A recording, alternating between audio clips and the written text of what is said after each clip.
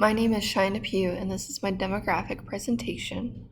I teach physical education to K through 5 in the Wichita School District.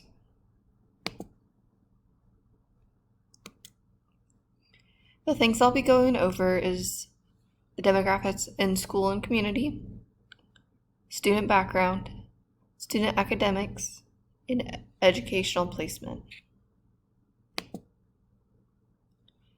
When I was doing research, I found all of my research on the state Kansas website, and I learned that 48.43 of my students are females, 51.57 of my students are males. And this is based off the 2019 to 2020 school year. This is for the city of Wichita,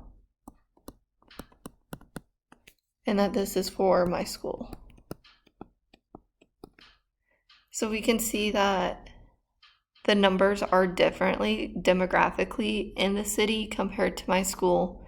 Most of my students are Hispanic, and that is something that does affect the learning environment in the school, is because we don't have enough paras and enough teachers to help the kids. A lot of our kids speak Spanish at home, and most of their parents are only Spanish speaking. So having a high Hispanic number affects the school scores, I believe.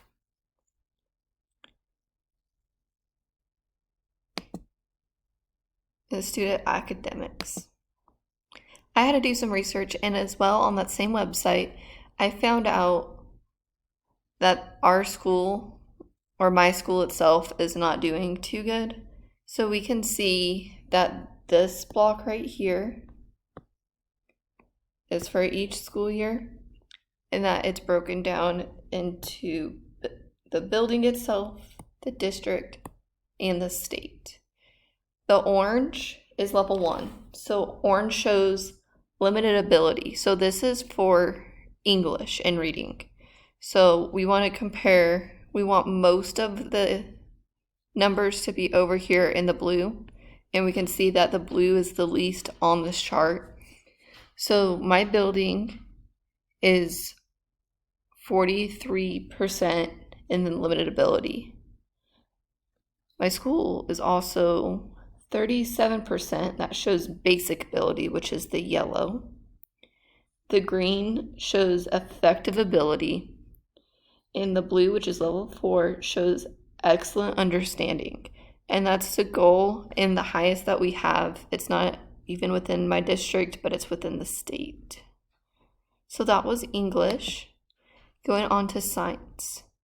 So science, our building is doing better than the district, so we can draw that down the middle.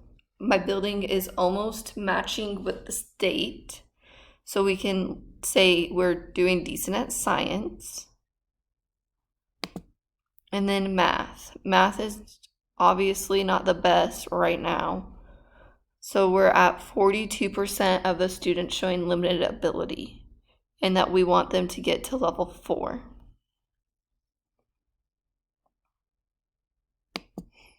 My building also does not do history. And these are some facts for my closing, because I did not find anything about the education options for students. I just found information that was showing how students drop out, what percentage rate that is, and other things along those lines. And also, I did find, or I put together with common sense, that the kids in my building are 3 to 11 years old.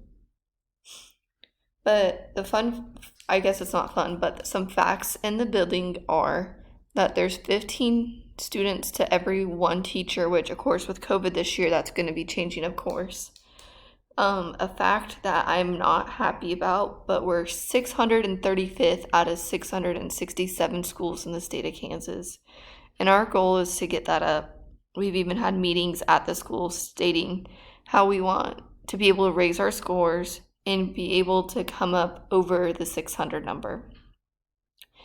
And my school is in a lower poverty area, and we give out our students are about 95% on free lunches. This means that their income to spending is off. And so this can also affect the student's academic ability as well. And thanks for watching.